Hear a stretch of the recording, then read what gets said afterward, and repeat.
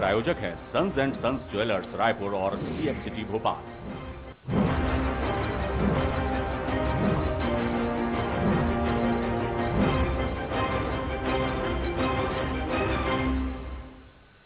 तो 8 विधानसभाओं वाली 63 साल पुरानी रतलाम झाबुआ संसदीय सीट हमेशा से ही कांग्रेस का गढ़ रही है, जहां बीजेपी की तरफ से दिलीप सिंह भूरिया ने पहली बार कमल खिलाकर कांग्रेस का गढ़ ढहाने का काम किया था।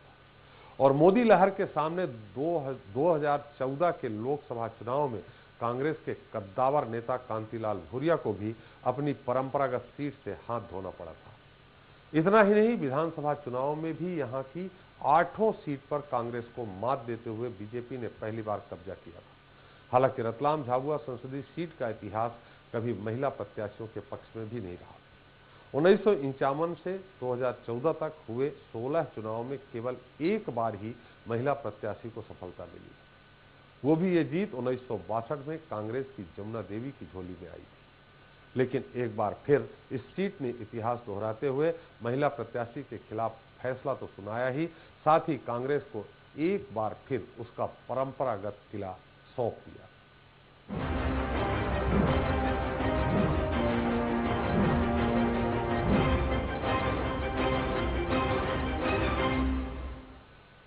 तो बड़े दिनों के बाद आज गली में फिर चांद निकला। जी हां, वैसे तो ये एक फिल्मी गाने की कुछ लाइनें मात्र हैं, लेकिन रतलाम झाबुआ में कांग्रेस की जबरदस्त जीत के बाद कुछ ऐसा ही नजारा कांग्रेस के दफ्तरों में भी देखने को मिला, जहां सालों से एक अदद जीत को तरस रही पार्टी और वीरान सुनसान पड़े प्रदेश भर के कांग्रेस कार्यकर्ताओं में एक बार फिर रौनक लौटी। जीत का जमकर जश्न मनाया, ढोल नगाड़े आतिशबाजी के साथ मिठाइयां बांटी गईं। शाम ढली, रात हुई, लेकिन नहीं थमा जश्न का सिलसिला।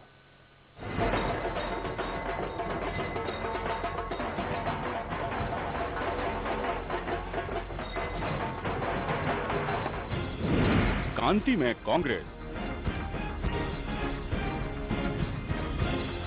जी हां, ये उस यादगार जीत का सबसे शानदार जश्न है जिसके इंतजार में सूख चुकी कांग्रेस न जाने कितने सालों से बिन पानी मछली की तरह तड़प रही थी, तरस रही थी। ये विरासत की सियासत के समर में मिली उस ऐतिहासिक फतह की तस्वीर है जो किसी के लिए अपनी उखड़ती सांसें और प्राण बचाने का आखिरी प्रयास थी, तो किसी के लिए हार जीत से बढ़कर साख का सवाल थी। लेकिन असल मायने में ये ना तो कांग्रेस की जीत है और ना बीजेपी की हार पर मनाया जा रहा जीत का जबरदस्त जश्न है।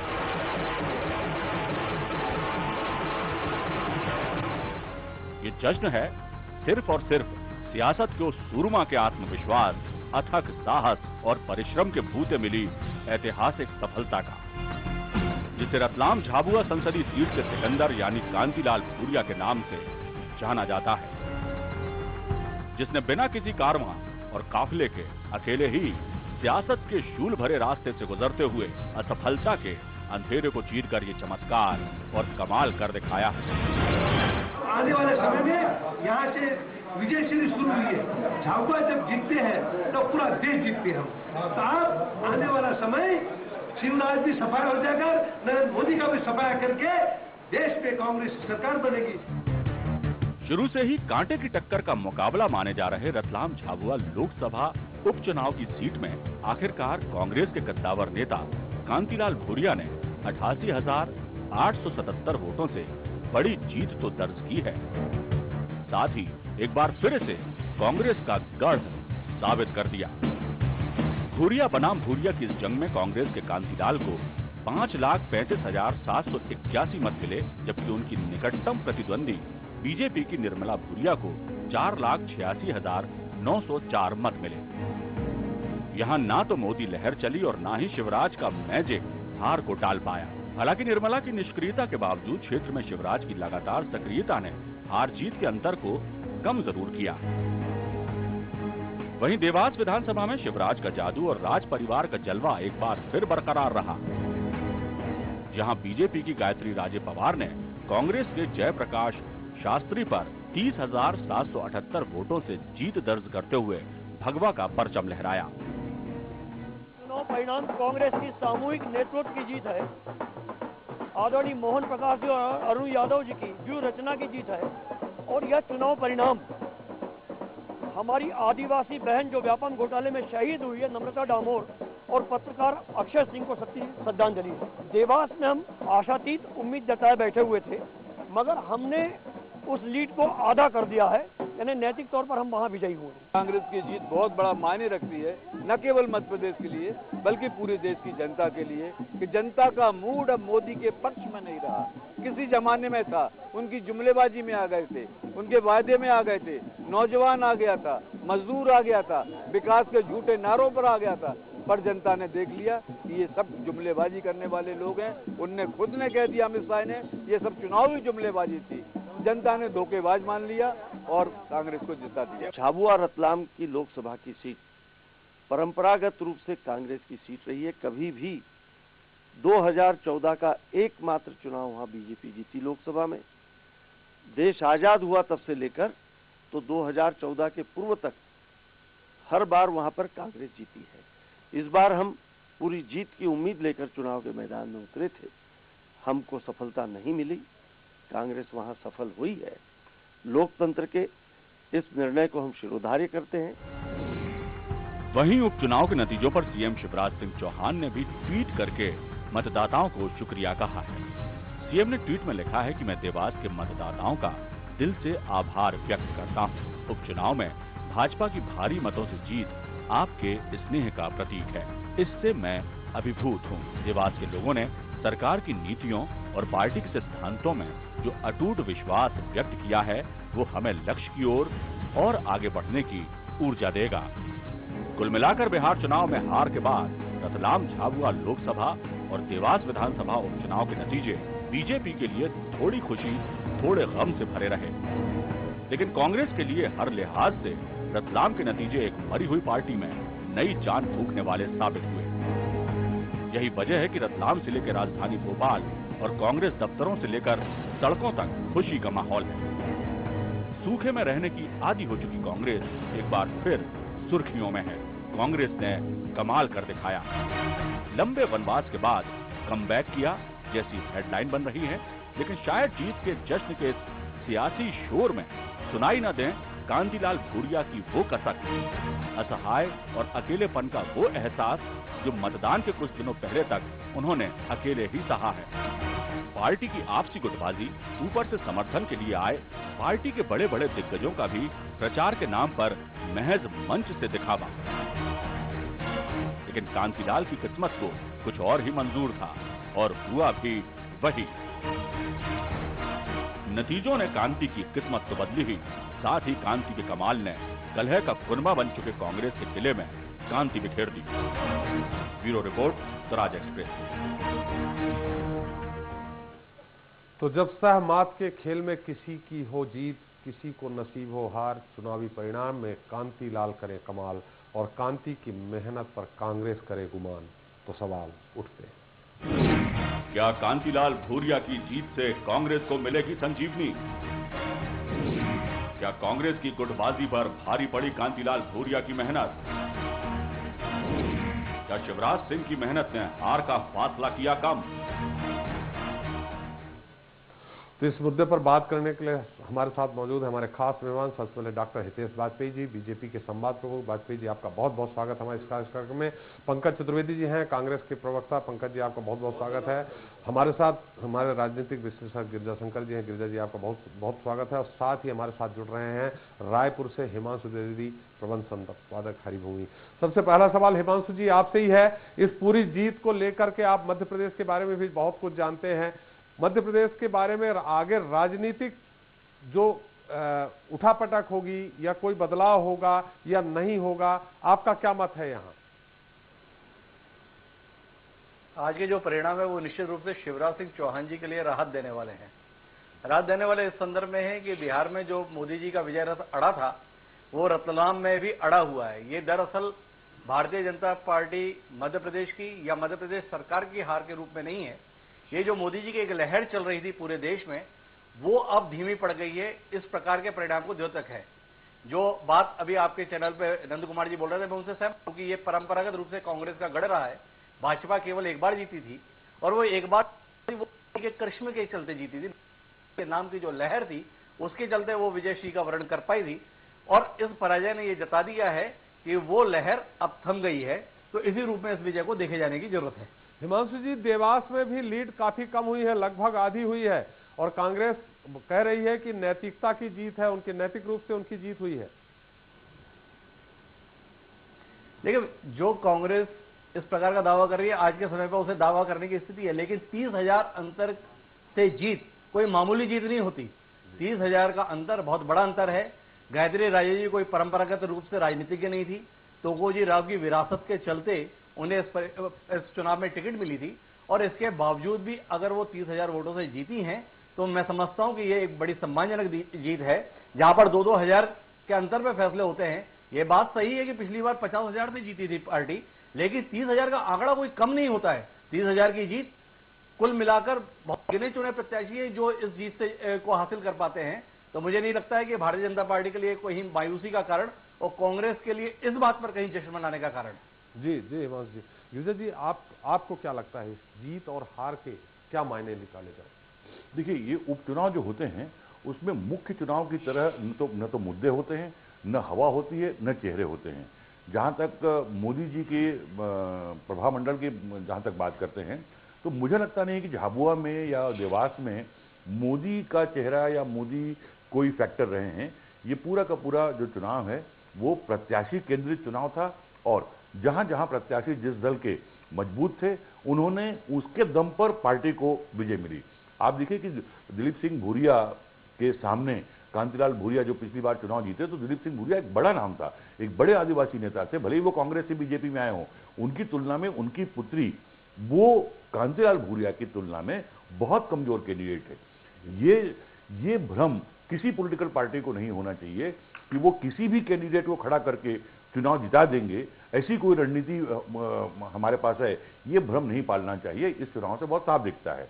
जो देवास में हुआ, देवास में मुझे लगता है कि कांग्रेस ने जिस तरह की मेहनत, हालांकि वो मेहनत कैंडिडेट की अधिक थी, पार्टी की कम थी, जो मेहनत झाबुआ में लगाई थी, झाबुआ में जिस तरह से प्रतिष्ठा का प्रश्न बनाया था, इस देवास में भी वैसा ही चुनाव लड़ती कांग्रेस, तो मुझे लगता है कि ये परिणाम कुछ और भी हो सकते थे। लेकिन देवास में उतना ध्यान कांग्रेस ने नहीं दिया, लिहाजा वहां बीजेपी को जो जीत मिली है, वो वहां भी जो कैंडिडेट है वो एक कम से कम एक ऐसा परिवार, ऐसा चेहरा है जो भले ही सक्रिय राजनीति में न रहा हो, लेकिन जो नोन है लोगों के साथ में, जिस परिवार का संपर्क रहा है, उसकी तुलना में जो कांग्रेस ने कैंडिडेट दिया, मैं नहीं कहता कैंडिडेट कमजोर था या ठीक नहीं था, कैंडिडेट अच्छा था, लेकिन कांग्रेस को जितनी ताकत वहां लगानी थी वो नहीं लगाई। बहरहाल कांग्रेस के लिए यही बहुत सुकून की बात है कि कांतिलाल भूरिया के सहारे ही सही उसको एक लोकसभा की सीट में बड़ी सफलता मिली है, जिसका राष्ट्रीय स्तर पर कांग्रेस के लिए बहुत महत्व है, बीजेपी के लिए शायद उतनी बड़ी चोट न हो। बहुत दिनों बाद चांद निकला है कांग्रेस के लिए। पंकज जी, बहुत दिनों बाद चांद निकला है कांतिलाल के दम पे कांग्रेस को। देखिए त्रिपाठी साहब, कांतिलाल जी भूरिया हों या कोई और कांग्रेस का नेता या कार्यकर्ता हो, सब मूलतः कांग्रेस के झंडे तले हैं, कांग्रेस परिवार के सब सदस्य हैं। निश्चित तौर पर कांतिलाल जी का अपना एक उस क्षेत्र में आभा मंडल है, और वो भारत सरकार में मंत्री तक रहे, मध्य प्रदेश कांग्रेस के अध्यक्ष रहे, और लगातार 4 बार से विधायक, 4 बार से सांसद, पिछला एक गैप छोड़ दें तो भूरिया जी सतत तौर पर जीतते हैं। तो ये सततता और निरंतरता जब आप जमीन स्तर पर सक्रिय रहते हैं तभी हासिल होती है। तो इसके लिए भूरिया जी निश्चित तौर पर धन्यवाद और बधाई के पात्र हैं, लेकिन भूरिया जी ये काम कांग्रेस पार्टी के लिए करते हैं। तो मुझे लगता है कि भूरिया जी, हमारा कहना वही है कि भूरिया जी की मेहनत पे कांग्रेस में बहुत दिनों बाद कुछ उत्साह दिखा है। देखिए पार्टी कार्यालय के सामने ढोल नगाड़े बज रहे हैं। त्रिपाठी साहब, कार्यकर्ताओं की मेहनत पे दल चलता है। दल को यदि हम देखें तो दल तो निर्जीव है जी, कार्यकर्ता उसमें प्राण डालते हैं। तो यदि कांग्रेस के एक बड़े और स्थापित कार्यकर्ता ने आज कांग्रेस पार्टी में समय की आवश्यकता के अनुरूप यदि पार्टी को बहुत बड़ी जीत दिलाई, क्योंकि बड़ी जीत का सब जिक्र कर रहे हो, बड़ी जीत भी है, तो इसलिए इसको नकार नहीं सकते आप कि कांतिलाल भूरिया जी ने जिस प्रकार से वहां मेहनत करी। क्योंकि यदि आपको याद हो, आप भली बात तथ्यों से अवगत रहते हैं कि भूरिया जी ने प्रदेश कांग्रेस कमेटी का अध्यक्ष पद छोड़ने के बाद से सीधा मैदान पकड़ लिया, लोकसभा का चुनाव हारे, उसके बाद भी उनकी सक्रियता निरंतर वैसी ही बनी थी जिस प्रकार की जनप्रतिनिधि की होना चाहिए थी। तो निश्चित तौर पर उसका लाभ कांग्रेस पार्टी को मिला और कांग्रेस पार्टी के कार्यकर्ताओं में जो जीत और उत्साह के संचार की आवश्यकता थी, क्योंकि मैं बहुत साफ गोई से स्वीकार करूंगा कि देश के साथ साथ मध्य प्रदेश में भी कांग्रेस में बहुत सारे मैं कहूं कि उत्साह की कमी थी और कई सारी चीजें ऐसी थी, लगता था कि कांग्रेस पार्टी कब रिवाइव करेगी, दोबारा कब खड़ी होगी। तो क्या आपको लगता है रिवाइव कर गई? मुझे लगता है कि पहला कदम हमने निश्चित तौर पे लिया है, क्योंकि जिस प्रकार जितना अभी यात्रा हमको तय करनी है, मैं सुबह भी आपके साथ त्रिपाठी साहब मैंने स्वीकार किया और मैं सच स्वीकार करता हूं कि ये कांग्रेस की मध्य प्रदेश की जो नई यात्रा है उसका पहला कदम है। अभी बहुत फासले हैं, मंजिल बहुत दूर है, पर कांग्रेस पार्टी ने सही दिशा प्राप्त कर ली है, तो मुझे लगता है कि सही दशा को भी प्राप्त होगी। भूरिया जी तो सीधे बोल रहे हैं कि झाबुआ अगर जीतती है तो देश हमारा होता है, वो मोदी जी पे सीधा निशाना मैं उसको उत्तर देता हूं, मैं उसको त्रिपाठी उसका उत्तर तो क्यों कह रहे हैं। 2003 के चुनाव में एक हमारे सीनियर पत्रकार साथी हैं, उन्होंने संस्मरण सुनाया कि 2003 के चुनाव में जब दिग्विजय सिंह जी को यह समाचार बताया गया कि आप झाबुआ में विधानसभा की सीट हार गए हैं, तो वो पहला या दूसरा परिणाम था 2003 विधानसभा का, और दिग्विजय सिंह जी ने कहा कि अब हम पूरा मध्य प्रदेश हार गए। तो निश्चित तौर पर भूरिया जी ने जो बात बोली सच बात है कि झाबुआ कांग्रेस पार्टी का परंपरागत गढ़ है और ये भारतीय जनता पार्टी के लिए सोचने की बात है कि 12 साल की उनकी सरकार के बाद, मुख्यमंत्री जी की तमाम कोशिशों के बाद भी वहां, जैसा गिरिजा भैया कहते हैं कि प्रत्याशी ढंग का प्रत्याशी तैयार नहीं हो पाया। ये तो बात सही है, आप बोल रहे हैं कि झाबुआ में कांग्रेस अगर हारती तो पूरा मध्य प्रदेश हार गए, लेकिन झाबुआ में कांग्रेस जीत गई तो पूरा मध्य प्रदेश नहीं जीत गए। त्रिपाठी जी, मध्य प्रदेश के संदर्भ में चुनाव यदि होते तो हो सकता परिणाम वही मिलता, लेकिन जो उन्होंने कहा उसका आधार ये था कि ये कांग्रेस में जो वरिष्ठ राजनीतिक नेता हैं और कार्यकर्ता हैं वो ये मानते हैं कि यदि झाबुआ में कांग्रेस अच्छा प्रदर्शन करती है तो इसका मतलब कि कांग्रेस के लिए चीजें अनुकूल है, और यदि आप झाबुआ जैसे क्षेत्र में यदि हारते हैं तो चीजें प्रतिकूल है, और ये संभवतः सिद्ध भी हुआ। चलिए हितेश जी, उस बड़ी हार, जैसा कि पंकज जी बोल रहे हैं कि बड़ी जीत है उनकी, सब लोग कह रहे थे त्रिपाठी साहब, खाली चलिए अभी झाबुआ में बड़ी जीत, हालांकि हिमांशु जी बोल रहे हैं कि देवास में भी बड़ी जीत है। तो चलिए मान लेते हैं जैसा कि आपके के मिश्रा जी मुख्य प्रवक्ता कह रहे हैं कि नैतिक रूप से उनकी जीत हुई है, उस छोटी जीत मान लें आप, अगर अदरवाइज नहीं ले तो उस छोटी जीत और बड़ी हार के लिए आप क्या कहेंगे? देखिए, एक बात बहुत स्पष्ट है, हम सभी लोग जानते हैं और इस बात के लिए एकमत भी हैं कि जो झाबुआ रतलाम संसदीय क्षेत्र रहा है, चूंकि वह आदिवासी क्षेत्र भी रहा है, और आदिवासी क्षेत्रों में यदि हम उठाकर देखें, क्योंकि आदिवासी मूल रूप से कांग्रेस के 70 साल बहुत करीब रहा है, और उसमें जब हम लोगों ने काम करना शुरू किया तो धीरे धीरे वो वर्ग हमारे साथ भी आया है, और हम कह सकते हैं, बिल्कुल ठीक कहा है कि उसका जो लिटमस टेस्ट होता है आदिवासियों के वोट बैंक का, अंतिम जो पड़ाव कांग्रेस के लिए जो होता था वो झाबुआ होता था, क्योंकि झाबुआ उनका आदिवासी क्षेत्रों में सबसे मजबूत कह सकते हैं क्षेत्र माना जाता था। और ये बात सही भी हो सकती है कि जब झाबुआ भी हार जाए यदि कांग्रेस, तो कांग्रेस के नेता मान लेते हैं कि जब हम आदिवासी क्षेत्रों में करते हैं, बोल रहे हैं कि झाबुआ जीत गए तो पूरा देश अब उनका है। मैं उस पर कोई टिप्पणी नहीं करना चाहता, मुझे तो ऐसा लगता है जी, मुझे तो भविष्य ही अभी तुरंत थोड़ी चुनाव हो रहे हैं। ये चुनौती तो रायबरेली को है उनकी जी मुझे नहीं है कोई चुनौती, कि उनके पार्टी का अंदर का मामला है जी, और वो अपने नेतृत्व में यदि कांग्रेस को देश भर में जिताना चाहते हैं तो आगे बढ़ सकते हैं, उनकी पार्टी का अंदर का मामला है। लेकिन जहां तक आपने बताया है कि उन्होंने अपनी सीट को रिटेन किया है, इसमें कोई दो मत नहीं है। और जब पिछली बार दिलीप सिंह भूरिया जी एक बात जो जीते थे, ये बात भी सही है कि वो कांग्रेस के नेता रहे हैं, और जब भारतीय जनता पार्टी की ओर से वो चुनाव लड़े थे तो जैसा गिरिजा शंकर जी ने भी बताया, एक जनरल इलेक्शन में हमारे पक्ष में एक राष्ट्रीय स्तर पर माहौल था, और वो जो कैंपेन था वो अलग प्रकार का था।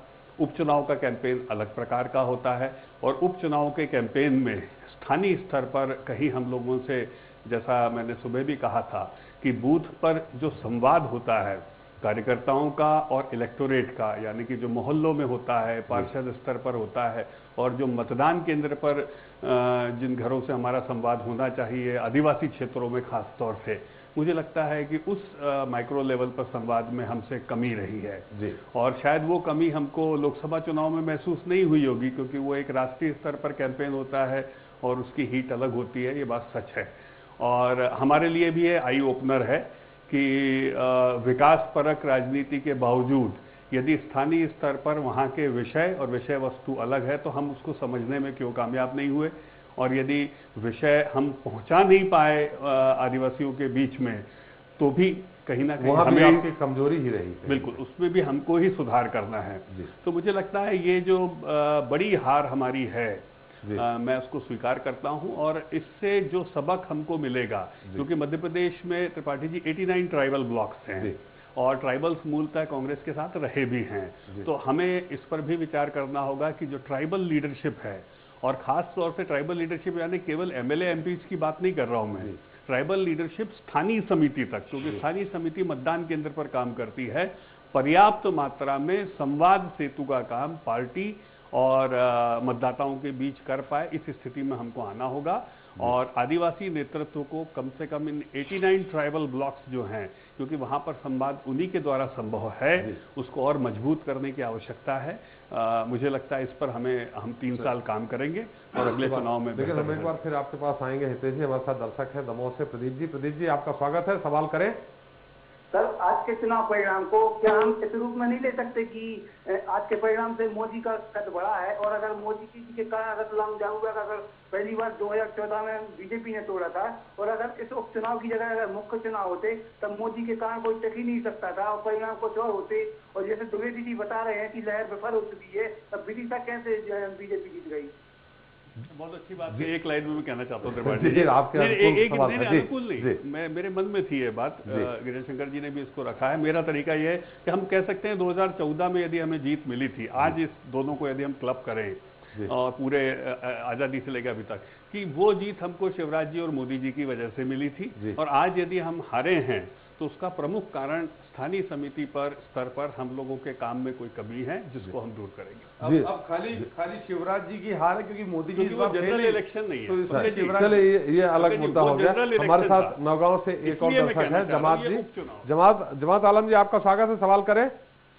मैं पंकज चतुर्वेदी जी को पहले तो मुबारकबाद देना चाहता हूँ। चलिए, आप कांग्रेस के कार्यकर्ता हैं? नहीं, वो ठीक है, कार्यकर्ता है, लेकिन पंकज जी को मैं बधाई देता हूँ। धन्यवाद। ये कांग्रेस की ये एक होने का नतीजा है, ये जो ये कांग्रेस आज जीती है, और आगे अगर ये इस तरीके से वर्क करते रहे तो निश्चित अच्छे दिन कांग्रेस। चलिए जमात जी, आपने अपना देवास की बधाई नहीं देंगे जमाल भाई? देवास के बारे में क्या कहेंगे? हितेश जी पूछ रहे हैं। देवास में तो जो लीडरशिप थी उसमें सहानुभूति थी जी, और यहाँ भी तो सहानुभूति। दिलीप सिंह भूरिया जी की बेटी है निर्मला भूरिया। त्रिपाठी जी, ऐसा नहीं है, सच्चाई को बर्दाश्त करने की भी आदत डालना होगी। नहीं थी, हम तो आपकी तरह ही हैं। आप शायद कांग्रेस के कार्यकर्ता, हम तो निष्पक्ष हैं। ये हितेश जी बोल रहे हैं, पंकज जी बोल रहे हैं, तो इसलिए मैं बोल रहा हूँ। इससे मैं आपको बता दूं, मैं तो बधाई पूछा था कि दूसरों को क्यों नहीं देंगे। मैं सहानुभूति पर त्रिपाठी साहब कुछ बोलना चाहता हूं। नहीं, थोड़ा मैं हिमांशु जी के पास चलूंगा, मैं आपके पास फिर आता हूँ। हिमांशु जी, जिस तरह से एक आध दो दर्शकों ने भी कहा जो निकल के आया, क्या यहाँ मोदी जी का कद घट गया या उनकी लहर खत्म हो गई है? क्या बिहार, उसके बाद यहाँ झाबुआ? जी, मैं 2 बातें कहना चाहूंगा। गिरिजा जी वो बहुत मेरे बड़े सम्मानीय है, लेकिन उन्होंने जैसे कहा उम्मीदवारों के कद का सवाल, तो दिलीप सिंह भूरिया जी बहुत बड़े कद के नेता रहे, लेकिन उन्हीं दिलीप सिंह भूरिया को लगातार कांतिलाल भूरिया चुनावों में हराते रहे। पिछला चुनाव अपवाद रहा जब दिलीप सिंह भूरिया जी के हाथों कांतिलाल भूरिया जी को पराजय मिली, और उसका एकमात्र कारण जो था मेरे अनुसार वो मोदी जी की लहर थी, हितेश जी के अनुसार मोदी जी और शिवराज जी का जादू था। इस बात से सहमत इसलिए हो सकता है कि शिवराज ने जितना परिश्रम इस चुनाव में किया झाबुआ क्षेत्र में, उतना परिश्रम उन्होंने पिछले चुनाव में नहीं किया था। इसके बावजूद भी जीत का अंतर काफी बड़ा है। कुछ भाजपाइयों के इस तर्क जरूर है कि जीत का अंतर उनकी घट गया, पर वो घटना इतना नहीं रहा जिसे आप एक सम्मानजनक अंतर की स्थिति में ला सके। तो कुल मिलाकर मोदी जी की लहर के कारण जो जीत हासिल हुई थी, वो जीत अब छिन चुकी है। कहीं ना कहीं तो ये मानना ही पड़ेगा ना कि मोदी जी का मंडल का क्षरण हुआ है। मोदी जी चुनाव प्रचार में नहीं आए, केवल इस आधार पर आप नहीं बच सकते, या तो देखिए। लेकिन मैं इस बात को मानने के लिए तैयार नहीं हूं कि ये शिवराज सिंह जी की सरकार के संदर्भ में जनादेश है। मैं ऐसा मानता हूं कि शिवराज सरकार के जनादेश के संदर्भ में नहीं, कांग्रेस के गढ़ में जो एक बार खाता खुला था भारतीय जनता पार्टी का, बरकरार नहीं रख पाए। यह कहीं ना कहीं जो वातावरण देश में अब मौजूदा केंद्र सरकार के खिलाफ बन रहा है, उसका ही ये। हिमांशु जी, मैं एक बात कहना चाहता हूं इस दौरान कि मणिपुर में 2 उपचुनाव और हुए हैं, वो भाजपा जीती है। तो इसलिए ये ना कहिए एक चुनाव की हार के बाद कि कोई माहौल में परिवर्तन या हो जाता, नहीं तो ये मायोपिक विजन कहलाएगा। नंबर एक। नंबर दो, उपचुनाव में के बावजूद भी ये ना माने तो मुझे कोई ऐतराज नहीं है। नहीं, मैं तो, अरे सर आप तो किताबें लिखी है हमारे विरोध में, उसमें कोई दिक्कत नहीं। मैं तो ऐसे ही बता रहा हूँ, तथ्यों की बात हो रही है कि 2 उपचुनाव मणिपुर में हम जीते हैं, दोनों भाजपा जीती, वहां कांग्रेस की सरकार है, विधानसभा के चुनाव जीते। एनीवे, दूसरी बात जो कहना चाहता हूँ, गिरीश शंकर जी ने बहुत महत्वपूर्ण कही है कि उपचुनाव ये लहरों वाला नहीं था, यानी कि उपचुनाव में किसी किस्म की लहर नहीं थी। हाँ, मुद्दे जरूर थे, मतलब नेता जरूर नहीं थी इसलिए हार गए। लहर तो आप जीतते हैं। त्रिपाठी अरे भाई मैं भी तो हितेश जी मैं भी तो ये कह रहा हूं कि मोदी जी की लहर अब नहीं थी इसलिए मेरा भी तो यही कहना है जी। आपके कहने मेरे में अंतर है सर थोड़ा सा। चलिए एक बार फिर गिरिजा शंकर जी के पास चलते हैं, लेकिन हमारे साथ रायपुर से एक और दर्शक हैं, अजय जी स्वागत है। संक्षेप में अपना सवाल करें। लगता है उनका फोन कट गया। एक बार फिर गिरिजा शंकर जी, जैसे एक और दर्शक है हमारे साथ आगर मालवा से, सतीश जी आपका स्वागत है। संक्षेप में सवाल करें। जी, वाजपेयी जी का चेहरा बड़ा उदास दिख रहा है मुझे जी, और मैं काफी समय से देख रहा हूँ। देखिए मैं आपको बता दूं कि इस जीत हार से न प्रदेश सरकार में कोई फर्क पड़ना है न केंद्र सरकार में, इसलिए वाजपेयी जी का चेहरा उदास है या नहीं वो बात अलग है कि पंकज जी का चेहरा जरूर खिला हुआ है, क्योंकि कांग्रेस को थोड़ा सा कुछ मिला है। जी, हम लोग सवाल हो जाने दीजिए। सतीश जी, हम लोग यहाँ पर अपनी अपनी विचारधारा के लिए आए हैं, तो व्यक्तिगत तौर पे मुझे लगता है कि यदि वाजपेयी जी की आलोचना वो भी उचित नहीं है, न किसी आलोचना नहीं है, तो इसलिए उदासी की कोई बात ही नहीं है। तो जी सतीश, कल हम भी हारे थे, उसमें कोई दिक्कत की बात नहीं। जी सतीश, हर सभाओं में यूं कहते हैं कि मुझ पे विश्वास करिए, तो कहीं ना कहीं इस परिणाम से विश्वास जनता के ऊपर खो चुके हैं। नहीं, एक चुनाव से थोड़ी कह सकते हैं। ठीक है, आपका सवाल आया है, गिरिजा जी क्या कहेंगे आप इस बारे में? नहीं, खैर मैं सहमत नहीं हूं उससे। देखिए एक जो बेसिक बुनियादी जो फर्क है जनरल इलेक्शन और बाई इलेक्शन का, जो दोनों का टेक्सचर है, दोनों का टेम्परामेंट है, बिल्कुल अलग होता है। तो आम चुनाव में जिस तरह के परिणाम आते हैं और जो मुद्दे होते हैं, ठीक वैसा ही उपचुनाव में हो, ऐसा कभी होता नहीं है। उपचुनाव में मुद्दे गौण होते हैं, प्रत्याशी प्रमुख होता है, और आम चुनाव में प्रत्याशी मुख्य नहीं होता, जो चुनाव का टेम्पो होता है, जो मुद्दे होते हैं, उसकी जो गर्मी बनती है वो होता है। तो इसलिए ये मानने का मेरे पास तो कम से कम कोई कारण नहीं है कि इस चुनाव के हार का किसी तरह से चाहे वो शिवराज सिंह की लीडरशिप हो, चाहे नरेंद्र मोदी की लीडरशिप हो, ये जरूर है कि शिवराज सिंह ने सबसे अधिक मेहनत इस उपचुनाव में की थी, और वो किस चुनाव में मेहनत नहीं करते। आप पंचायत स्तर के चुनाव में भी जाकर वो उतनी ही मेहनत करते हैं। ये और बात है कि सफलता उनको जो लगातार मिलती रही है हर चुनाव में, इस उपचुनाव में सफलता उनको नहीं मिली है, बहुरीबंद में यही हुआ। तो जो ये कैंडिडेट का जो अंतर होता है, उसमें कहीं न कहीं ये आत्मविश्वास पार्टी का रहा कि प्रत्याशी चाहे जो भी हो, हम अपनी चुनावी रणनीति से, अपनी आक्रामक चुनाव प्रचार से हम उसको जिता लेंगे। बहुरीबंद में भी ऐसा नहीं हुआ और झाबुआ में भी ऐसा नहीं हुआ। ये पार्टी को सोचने की जरूरत है। जहां तक कांग्रेस की बात है, तो जो श्रेय कांतिलाल भूरिया को दिया जा रहा है, मैं थोड़ा पीछे जाकर कांग्रेस की रिवाइवल की जो बात कर रहे हैं, मैं थोड़ी बधाई या थोड़ी तारीफ में अरुण यादव की भी करूंगा। आप देखेंगे कि कांग्रेस रिवाइव कैसे होगी, इसको लेकर तमाम विचार मंथन हर स्तर पर होते रहे।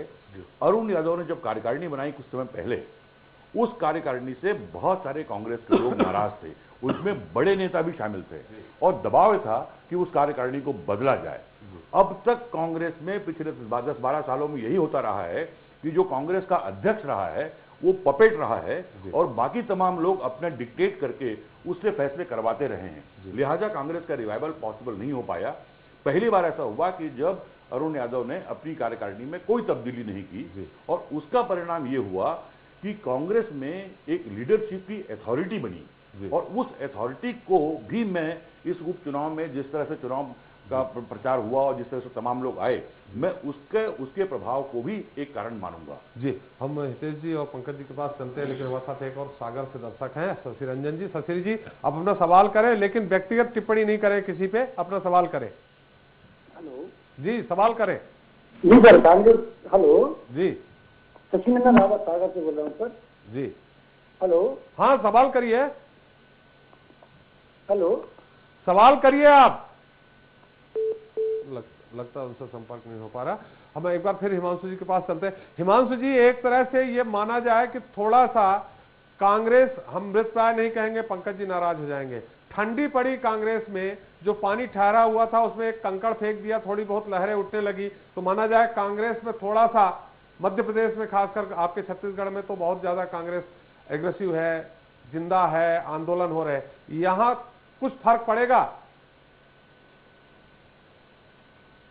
देखिए, इस बहुत फर्क की उम्मीद मुझे नहीं है, क्योंकि कांतिलाल भूरिया जी की जीत के संदर्भ में फिर बार बार कह रहा हूं कि कांग्रेस ने अपने परंपरागत गढ़ में जीत हासिल की है, तो इसके कारण से पूरा कोई कांग्रेस संगठन जो है ऊर्जावान हो जाएगा। ये तो तभी संभव है जो कांग्रेस के दिग्गज नेता हैं वो पहले एक राय होकर इस नतीजे पर तो पहुंचे कि हमें मध्य प्रदेश में कांग्रेस को पुनर्जीवित करना है। वहां पर तो दिक्कत ही इस बात की रहती है कि हर नेता दूसरे नेता को खाने की स्थिति में रहता है। जैसे अभी आप ही जिक्र कर रहे थे कि कारकर्णी को लेकर जो संघर्ष रहा, तो कांग्रेस के सामने चुनौतियां बहुत है। पंकज जी ने बड़ी सही बात कही, ये केवल पहला कदम है, मंजिल बहुत दूर है। तो मंजिल के संदर्भ में वो पगडंडियां बनाने की, वो सीढ़ियां बनाने की, पुल पहाड़ बनाने की बड़ी जरूरत है।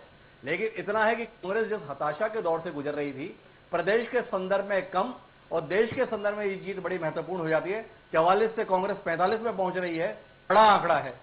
तो इस प्रकार का प्रदेश में भी कोई फर्क पड़ेगा के लिए शुभ संकेत है। हिमांशु जी, प्रदेश की राजनीति में कोई फर्क पड़ेगा जो कांग्रेस में जी प्रदेश की राजनीति में मैं ऐसे बड़े फर्क के रूप में इस परिणाम को नहीं देखता हूं। इसलिए नहीं देखता हूं कि कांग्रेस की दिक्कत जनता के स्तर पर कम, अपने शीर्षस्थ नेताओं के अंतर विरोधों के कारण ज्यादा है।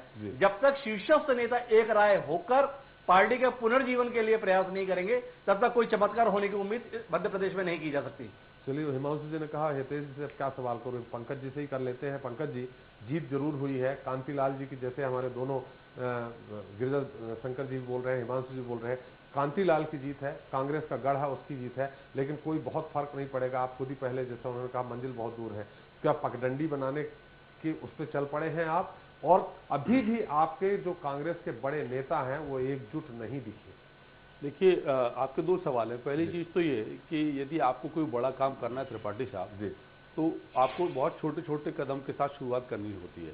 और मुझे लगता है कि मध्य प्रदेश में कांग्रेस पार्टी इसी प्रकार की किसी जीत की तलाश में थी और उसकी शुरुआत बिहार से हुई, जबकि हमारे यहाँ सभी लोगों ने कहा, गिरिजा भैया तक ने भी कहा, बिहार में कांग्रेस नहीं जीती, मेरा महागठबंधन त्रिपाठी साहब जी 40 में से 27 लोग जीते हैं, हमारे वहाँ 4 लोग मंत्री बने हैं, तो कांग्रेस का भाग। और मैं उसके उस मनोविज्ञान की बात कर रहा हूँ। बैसाखी में जीते हैं आप त्रिपाठी साहब, इतनी सीटों में सिर्फ 40 त्रिपाठी साहब 243 में से 4 जीते थे, 40 में 27 जीते हैं। और बैसाखी पर कौन नहीं चल रहा है इस देश में? जो लोग रामविलास पासवान या मांझी के साथ थे वो भी तो उनकी बैसाखी ऊपर थे, पर मैं उस पर नहीं जाना चाहता। मेरा भरपेट भोजन की आवश्यकता थी, एक रोटी ही सही।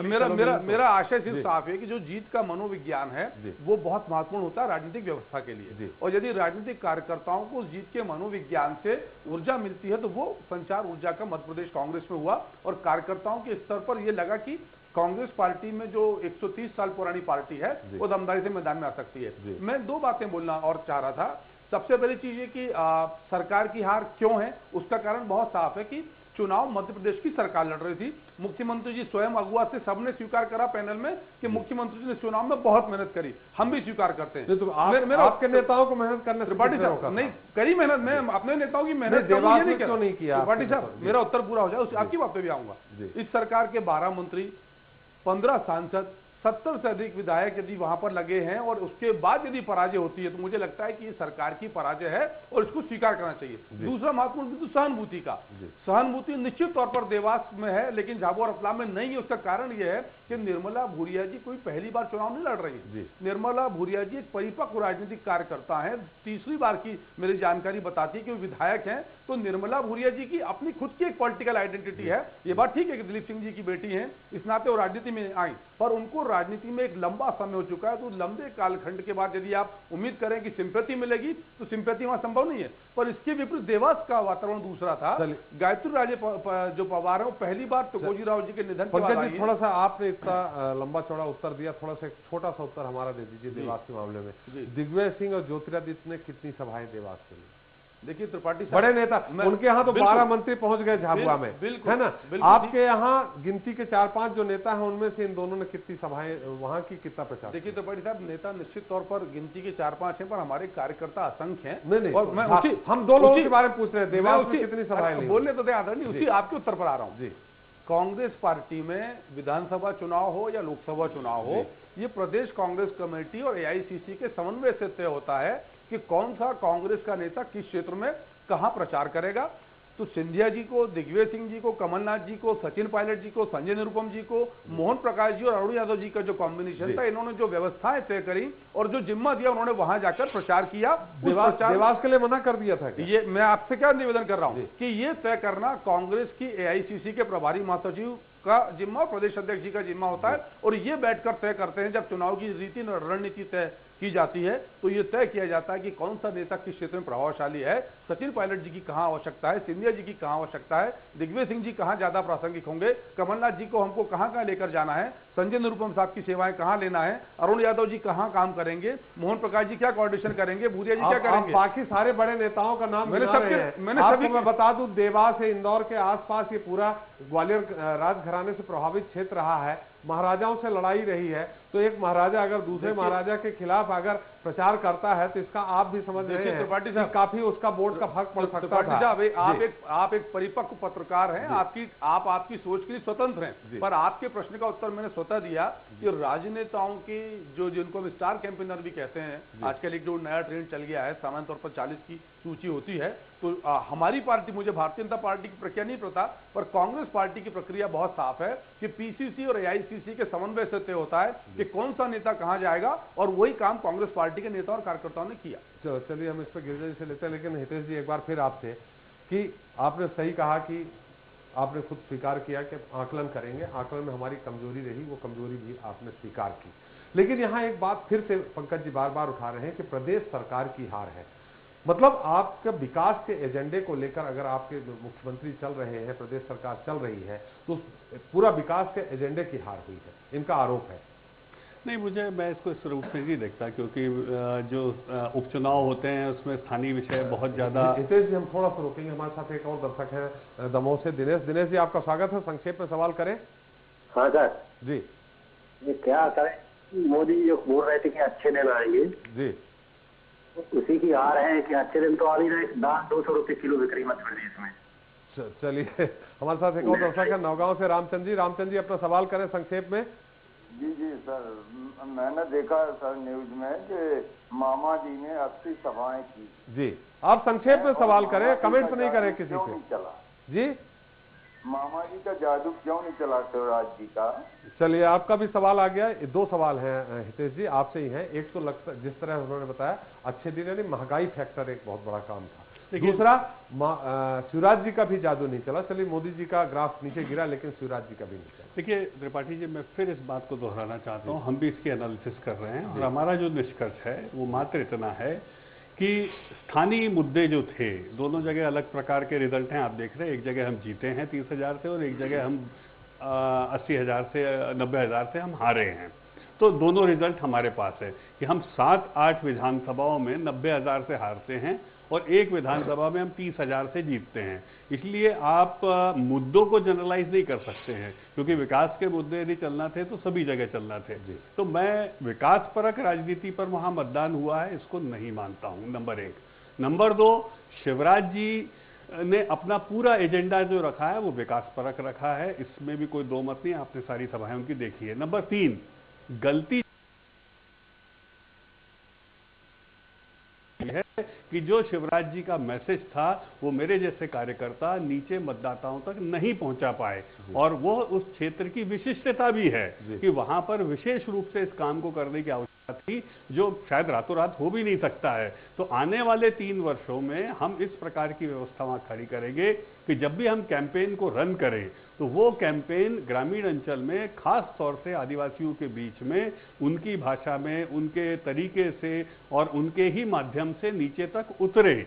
मुझे लगता है इसकी बहुत ज्यादा आवश्यकता है। कम्युनिकेशन गैप कहीं ना कहीं स्थानीय स्तर पर हमको दिखा है कि हम मंच को लोगों के मन तक नहीं पहुंचा पाए। तो ये कम्युनिकेशन का काम हमारे जैसे कार्यकर्ताओं का था त्रिपाठी जी, जिसमें मुझे लगता है कि मैं असफल रहा हूं।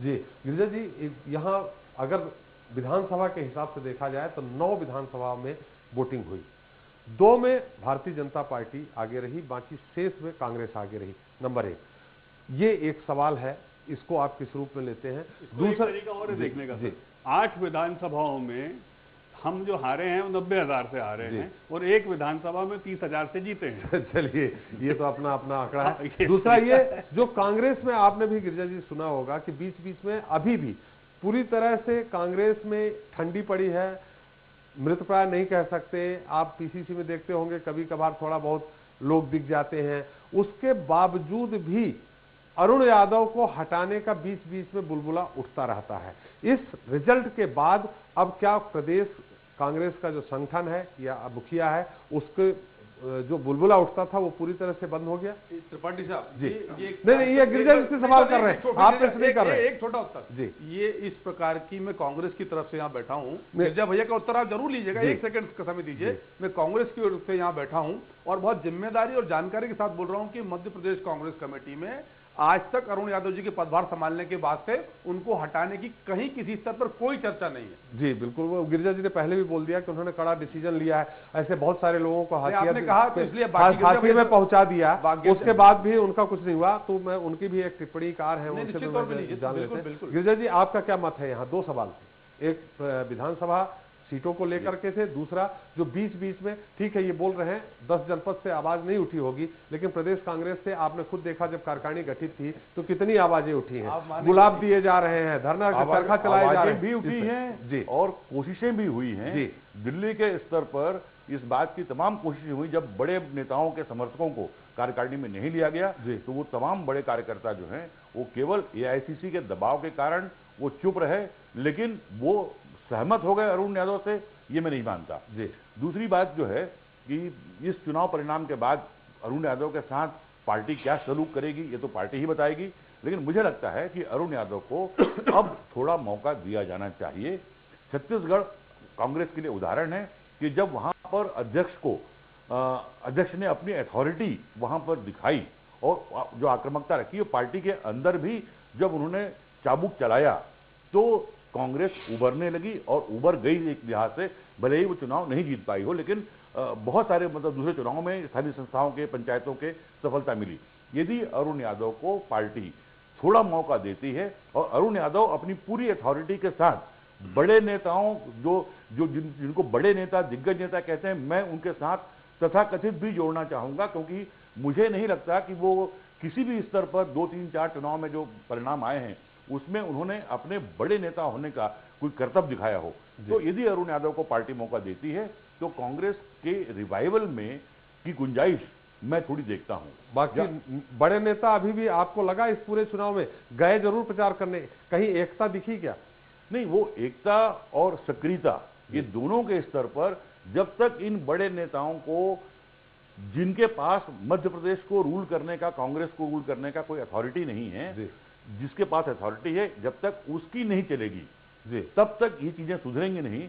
आप कहते हैं कि सिंधिया जी को देवास जाने से क्या किसी पार्टी ने रोका? उनकी अपनी पार्टी ने तय किया कि आप देवास मत जाइए चुनाव प्रचार करने के लिए, ऐसा कुछ नहीं है। ये तय उन्होंने खुद किया और पार्टी उनको फोर्स नहीं कर सकी कि आप देवास जाइए। तो ये जो बड़े नेताओं का जो आभा मंडल है, उस आभा मंडल से पार्टी को बाहर निकलना होगा, जिसकी कोशिश अरुण यादव ने की है। यदि ये कोशिश आगे जारी रहती है तो मैं बिल्कुल ये मानने को तैयार हूं कि कांग्रेस को रिवाइव होने की गुंजाइश उनकी बनी रहेगी। जहां तक सवाल जो बीजेपी के हार को लेकर जो हितेश जी जो तर्क दे रहे हैं, वो तर्क ठीक वैसा ही है। जब राहुल गांधी की अगुवाई में यूपी हार गई कांग्रेस, कई और जगह हार गई, तो यही तर्क दिया गया कि नेता तो बहुत अच्छे हैं, सब कुछ बढ़िया है, हमारे कार्यकर्ताओं ने वो संदेश नहीं पहुंचाया, कार्यकर्ताओं ने लोगों तक अपना संपर्क नहीं रखा। ये इस तर्क से हर पार्टी को उभरना चाहिए। यदि नेता को जवाबदार बनाने की जरूरत नहीं है, लेकिन उस रणनीति को समझने की जरूरत है। जिन गलतियों को कार्यकर्ताओं पर डालने की जो परंपरा बनी है पार्टियों में, उससे पार्टियों को उभरना होगा। जी जी, हमारे साथ हम हिमांशु जी के पास चले, लेकिन हमारे साथ एक और रीवा से दर्शक है, विनय जी। विनय जी, स्वागत है, अपना संक्षेप में सवाल करें। सर, मेरा हितेश वाजपेयी जी से सवाल है जी। कि जिस तरह से रतलाम झाबुआ संसदीय क्षेत्र के उपचुनाव में बीजेपी को करारी शिकस्त मिली है, अगला चुनाव मैहर उपचुनाव होने जा रहा है, उसमें बीजेपी की खास तौर पर क्या रणनीति रहेगी? क्योंकि जनता ने तो पूरी तरह से नकार दिया है देवास में। जी, तो अभी रणनीति अभी थोड़ी, वो तो बंद कमरे में बैठ के ही बनेगी, बताएंगे। लेकिन हितेश जी आप थोड़ा सा उत्तर दे दीजिए संक्षेप में, बहुत संक्षेप में। दो बातों का उत्तर देना चाहूंगा जो माननीय गिरिजाशंकर जी ने कहा। मैंने बहुत ईमानदारी से एक थोड़ा संक्षेप में, हमारे पास 89 ट्राइबल ब्लॉक्स हैं और सभी जगह यदि स्थानीय समिति स्तर पर संवाद नहीं होगा त्रिपाठी जी, तो कभी भी बड़े नेताओं के मैसेज डिकोड होकर मतदाताओं तक नहीं पहुंच पाएंगे। इसीलिए स्थानीय समिति से लेकर हमको एमपी एमएलए अपनी जगह हैं, वो टिकट पर चुनाव लड़ते हैं, लेकिन जो लड़ाने वाला व्यक्ति होता है उसका भी मुझे लगता है हमें बहुत प्रबंधन बेहतर तरीके से करना होगा और उस स्तर पर हम और मेहनत करेंगे और यही मेहनत हम आने वाले चुनाव में करेंगे कि हमारा जो विकास रीवा से दर्शक था मैहर वहां के लिए भी यही लागू होता है। किसी भी विधानसभा रणनीति बताना चाहेंगे क्या आप? सर, बूथ पर चुनाव लड़ा जाता है और यदि बूथ पर हम लोगों के बीच उपस्थिति अपनी मजबूत रखेंगे संवाद के रूप में, तो उसी से फीडबैक भी मिलता है। यदि कहीं हमारी कमजोर स्थिति है तो वो कार्यकर्ता हमको फोन करके बताता है कि यहाँ की क्या आवश्यकता है और हमें क्या करना चाहिए। और यह संवाद का जो क्रम है ये लगातार 3 साल रहेगा आने वाले, तो हम आने वाले 18 और 19 की तैयारियां बेहतर कर पाएंगे और करेंगे। पंकज जी थोड़ा सा मैं वो छोटी टिप्पणी करके, मेरा आग्रह बहुत साफ है कि हमारे भाजपा के साथी ने कहा कि बड़े नेताओं का मैसेज डिकोड नहीं हुआ, पर मुझे लगता है त्रिपाठी साहब आज जनता परिपक्व है और उसने संघ प्रमुख मोहन भागवत जी का जो मैसेज था उसको प्रॉपर डिकोड किया और बिहार से लेकर यहाँ तक जी, तो मुझे लगता है कि जीत के अहंकार में फिर हम झूठे आरोप लगाने लग जाए। मैं बोलूं राहुल गांधी नहीं आए, अहंकार की राहुल गांधी पे टिप्पणी कर देता हूँ। चलिए हम आप दोनों के पास फिर आते हैं, गांधी पे कर देता आप दोनों के पास फिर आते हैं। टिप्पणी यदि मैं ज्योतिरादित्य सिंधिया पे करता अच्छा लगेगा? आप करिए, मुझे कोई दिक्कत नहीं है। देवास में आप इसलिए हार गए क्योंकि राहुल गांधी नहीं आए। आप करिए टिप्पणी, आप इसलिए जीत गए क्योंकि राहुल गांधी नहीं आए। पंकज जी और दोनों लोग पास हम फिर आएंगे। हिमांशु जी यहाँ एक बड़ी बात, यहाँ सुनिए, आप दोनों से मेरा अनुरोध है, हमें उत्तर ले लेने दीजिए हिमांशु जी से। हिमांशु जी यहाँ 2 सवाल हैं। एक तो पंकज जी ने बड़ी कुशलता से कहा कि एआईसीसी और पीसीसी ने ज्योतिरादित्य सिंधिया और दिग्विजय सिंह को देवास न जाने के लिए उन्होंने संदेश दिया, उन्होंने उनका प्रोग्राम वहां नहीं बनाया। नहीं, प्रोग्राम नहीं बना, मैं हाँ उनका अब क्यों बुरा लग रहा है? आप ठीक बात बोलिए, अब क्यों बुरा लग रहा है? ठीक बात क्यों आपके मन की होगी? ठीक है, चलिए तो उत्तर मन की बात नहीं, उनसे टिप्पणी ले लेते हैं। जनता के मन की चल रही। पंकज जी आप हिमांशु जी को बोलने देंगे तब तो जो दबाते थे उनको जनता ने दबा दिया। पंकज जी एक मिनट, पंकज जी चलिए हिमांशु जी, उन्होंने कहा कि दिग्विजय सिंह और ज्योतिरादित्य जी के लिए देवास के लिए एआईसीसी ने प्रोग्राम नहीं बनाया, पीसीसी ने नहीं बनाया। आपको क्या लगता है क्यों नहीं पहुंचे? देखिए, इसका जवाब तो स्वयं गिरिजाशंकर जी ने बड़ी कुशलता से दिया। वो अनुभवी हैं कि उनके कार्यक्रम इसलिए नहीं बने क्योंकि उन दोनों नेताओं ने नहीं चाहा। इसमें कोई संशय की स्थिति नहीं। दोनों की हैसियत ऐसी है कि एआईसीसी उनके अनुसार निर्णय लेती है, एआईसीसी के अनुसार वो निर्णय का पालन नहीं करते। एक दूसरा, मैं 2-3 बातों को यहां रेखांकित करना चाहता हूं। एक तो उपचुनाव के संदर्भ में जो गिरिजाशंकर जी के ये तर्क है कि उपचुनाव में चेहरे महत्वपूर्ण होते हैं, मेरा इससे इत्तेफाक नहीं है। उपचुनाव में महत्वपूर्ण बात यह है कि यह लड़ाई मूलतः सरकार बनाम संगठन की होती है। एक तरफ पूरी सरकार का औरा चुनाव लड़ता है, दूसरी तरफ विपक्ष में रह रहा हुआ दल चुनाव लड़ता है। तो इसलिए सरकार की साख दाव पर होती है। ये तो शिवराज सिंह जी का सौभाग्य है कि नरेंद्र मोदी के रूप में इतना कद्दावर व्यक्तित्व इस समय देश में है कि आज इस पराजय को शिवराज सिंह के साथ जोड़कर नहीं देखा जा रहा, नरेंद्र मोदी की लहर ठहरने के रूप में देखा जा रहा है। जहां तक मैहर का सवाल है, तो मैहर में निश्चित रूप से चुनाव बड़ा महत्वपूर्ण होगा क्योंकि वहां पर कोई लहर नहीं है। वहां पर एक कांग्रेस के व्यक्ति ने अपनी निष्ठा परिवर्तित करके भाजपा में शामिल हुए हैं, तो निश्चित रूप से वहां पर जनमत का फैसला आना है जो सरकार के लिए एक जनादेश के स्वरूप में होगा। तीसरी महत्वपूर्ण बात, कि मुझे आश्चर्य कि हितेश जी इतनी आसानी से अपने प्रदेशाध्यक्ष के खिलाफ स्टेटमेंट कैसे दे रहे हैं, क्योंकि वो बार बार कह रहे हैं कि हम स्थानीय समितियों तक अपनी बात डिकोड करके नहीं पहुंचा पाए। ये काम किसे करना था? इसकी जिम्मेदारी किसकी थी? इसकी जिम्मेदारी संगठन के प्रमुख के नाते नंद कुमार चौहान जी की थी। तो क्या वो ये कहना चाह रहे हैं कि नंद कुमार चौहान जी ने अपना काम ठीक ठाक तरीके से नहीं किया? ठीक बात है। देखिए हिमांशु जी, आप बड़ी चतुराई से आग में घी डालने का काम कर रहे हैं, लेकिन मैं आपको याद दिलाना चाहूंगा कि आप जो बार बार ये प्रयास कर रहे हैं लगी है मतलब, और ये बार बार मोदी जी की लहर कहीं रुक गई कहीं आ गई, तो मुझे जरा बताइएगा कि आपके पास ऐसा कौन सा थर्मामीटर है जिससे आप नापते हैं कि भीरगांव में लहर थी और यहाँ थी और देवास में नहीं थी? तो मुझे भी जरा सहूलियत होगी और दर्शकों को भी अच्छा लगेगा कि किस मानक से आप तय कर रहे हैं कि लहरें हैं या नहीं है। देखिए बिरगांव में तो ब्रजमोहन जी का चमत्कार था, अगर आपको समझना क्योंकि आपके मित्र हैं वो इसलिए। नहीं, हिमांशु जी के तो आप भी मित्र हैं। नहीं, जो राजनीतिक परिणाम है इसलिए क्योंकि पार्षद हिमांशु जी आप काफी युवा संपादक हैं और इसीलिए आपकी और गिरिजाशंकर जी की बातचीत में कहीं ना कहीं मैं अंतर महसूस नहीं। अच्छा, आप वो बोल रहे हैं आप आग में घी डालने का, तो आप दो पत्रकारों को लड़ा रहे हैं क्या? हिमांशु जी का ही फार्मूला इस्तेमाल करने की आप दोनों की स्थिति नहीं है। नहीं, उन दोनों के बीच में बहुत अच्छे संबंध है। आप दोनों परिपक्व त्रिपाठी साहब नहीं लड़ेगा, हितेश जी नहीं होगा। हिमांशु जी दोनों पर्याप्त परिपक्व नहीं लड़ेंगे, हो ही नहीं सकता, ऐसा संभव नहीं है। संभव नहीं, लड़ाई का संभव ही नहीं है। गिरिजाशंकर जी तो लगता है कुछ तकनीकी खामियों के कारण थोड़ा सा। जी हिमांशु जी, थोड़ा सा मैं आपसे ये जानना चाह रहा हूं कि दिग्विजय सिंह जी और ज्योतिरादित्य जी देवास क्यों नहीं गए? उस तरफ मैं थोड़ा आपके स्पष्ट टिप्पणी चाहता हूं। निश्चित रूप से इसका केवल एक कारण है, वो है कि राजघराने के संदर्भ में जो उनकी आंतरिक स्थिति है और उसका निर्वहन करते हुए, अपने पुराने पैतृक संबंधों का निर्वहन करते हुए उन्होंने पार्टी की प्राथमिकताओं को तिलांजलि दी और विशुद्ध व्यक्तिगत संबंधों को उन्होंने महत्व दिया, जिसकी परिणति इस रूप में है।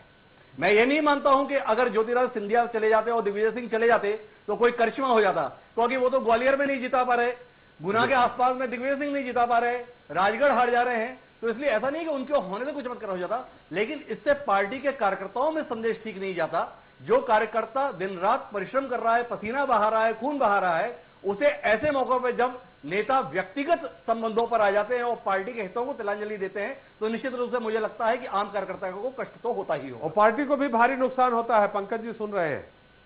जी, मैं बिल्कुल सजग और सतर्क होकर सब सुन रहा हूं। पार्टी को तो नुकसान होता है और भाजपा इसका अपवाद है। मैं आपको उदाहरण के लिए बताना चाहता हूं कि 1984 में जब अटल बिहारी वाजपेयी और माधवराव सिंधिया का चुनाव हुआ था, तो राजमाता सिंधिया जी स्वयं अटल जी के पक्ष में और माधवराव सिंधिया के समर्थन में पद यात्रा तक गांव की ग्वालियर की गलियों में की थी। तो ये एक पार्टी के प्रति निष्ठा होती है, लेकिन इस प्रकार का पार्टी के प्रति जो वचनबद्धता है वो दिग्विजय सिंह और ज्योतिरादित्य सिंधिया ने देवास के संदर्भ में नहीं दिखाई। ये यथार्थ है जो पंकज जी को स्वीकारना होगा। देखिए, ये भी स्वीकारना होगा कि जब यशोधरा जी ग्वालियर से चुनाव लड़ी तो सिंधिया जी उनके खिलाफ प्रचार किया, शिवपुरी में उनके खिलाफ प्रचार किया।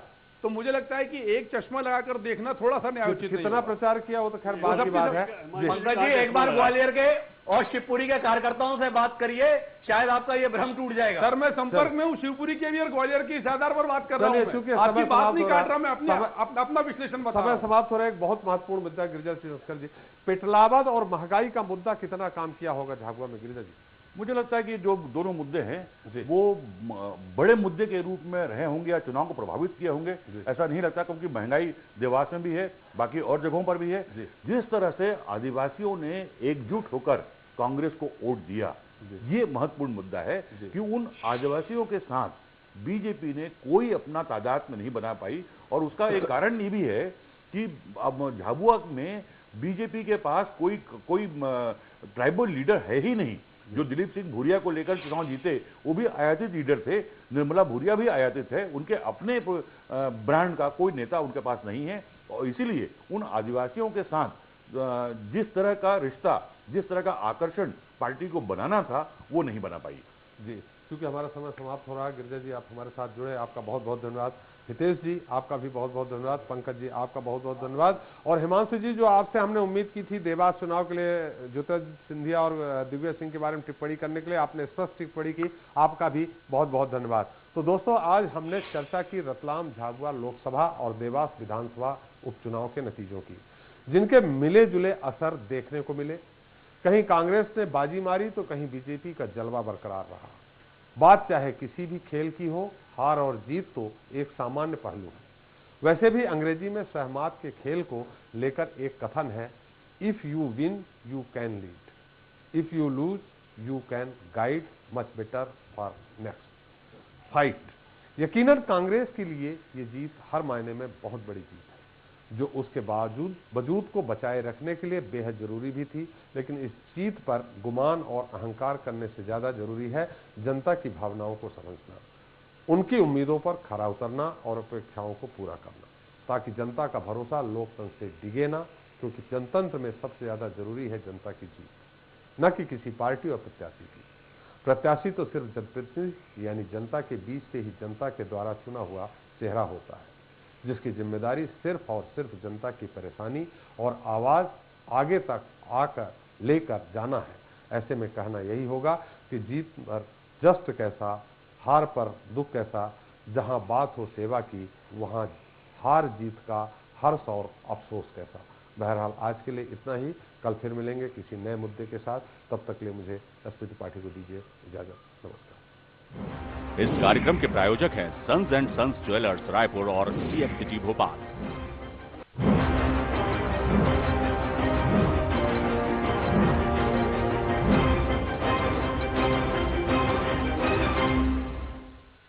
और थोड़ा और, हाँ, और पीछे और पीछे। अरे पगला गया है, भूल रहा है कि कल ही तो गर्भपात करवाया है। पर चिंता मत करिए भाभी, मैं बिल्कुल ठीक हूँ। पर कल ही भाभी, जैसे ANM दीदी ने समझाया था कि जल्द फैसला लेकर हमें सरकारी या सरकार द्वारा मान्यता प्राप्त स्वास्थ्य केंद्र में ही गर्भपात करवाना चाहिए। हमने वैसे ही किया, वहाँ सही से जांच और अच्छे से इलाज हुआ और कुछ ही घंटों में हम घर भी आ गए। ना खास दर्द, ना ज्यादा आराम की जरूरत। बिल्कुल समय पे सही जगह से करवा लिया गर्भपात, इसीलिए सुरक्षित है।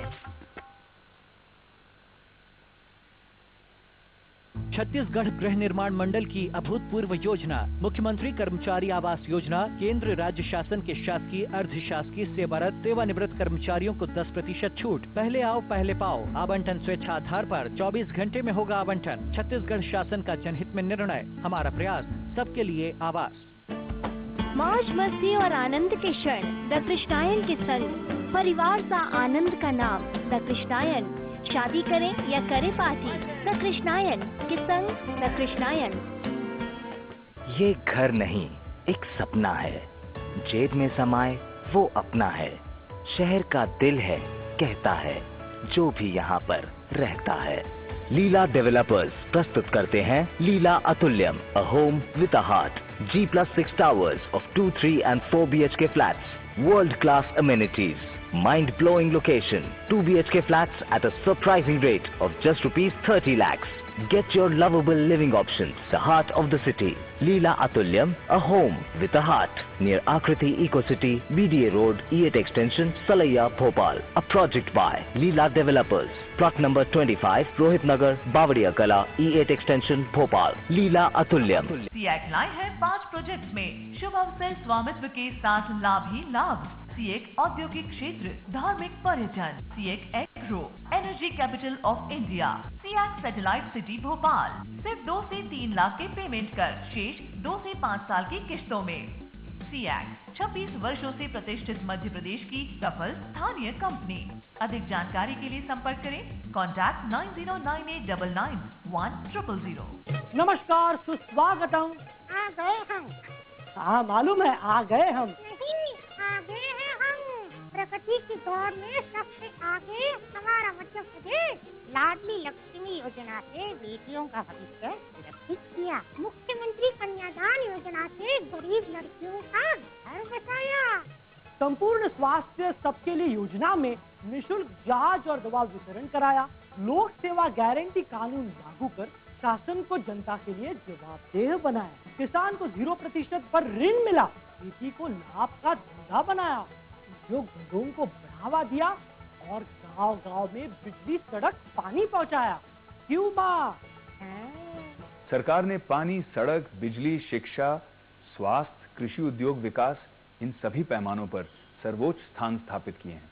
तो आइए आप और हम मिलकर मध्य प्रदेश की इस विकास यात्रा में शामिल हो जाएं।